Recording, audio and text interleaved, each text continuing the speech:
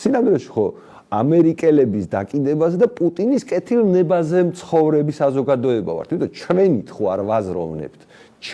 ჩვენი არაფერი არ გაგვაჭა. იმ 97% ხო უბრალოდ ბელადი უნდა ზოგს, ასეთი ბელადი უნდა ზოგს, ისეთი ბელადი უნდა ზოგს შეიძლება პუტინი მოწონს, ზოგს არ ვიცი, შეიძლება რომელიც ბრიუსელელი რომელიმე ვიღაცა მოწონს, შეიძლება ვიღაცას ტრამპი მოწონს, აი ესე იმათ უფროსად რა და იმ ხალხს მაგალითად ტრამპს ჩემი აზრით არ ჭირდება მონები რა. ტრამპს შეიძლება ჭირდება უბრალოდ ჩვეულებრივად ისინი. ანუ ხა თუ მონა იქნები შენინებით, რაღაცა იყავი მაგის დედაცვატირე, მაგრამ ესეთებიც ამის ნაკლებობაც არ ექნება დარწმუნებული ვარ ტრამპს, მაგრამ იმათ ხო სინამდვილეში მართლა იდეოლოგიური და წმენის დონეზე თანამოაზრეები ჭირდება და ჩვენ არ ვაჩვენებთ მაგ სტანდარტს. ანუ მაგიტომ არა ვართ საინტერესო ამერიკელებისთვის, რომ მაგ სტანდარტს არ ვაჩვენებთ. გარდა იმისა, რომ პატარები ვართ, ამორალური საზოგადოება ვართ და ამორალურ საზოგადოებას ხო იცით რა ბიბლიურად რაც ემუქრება.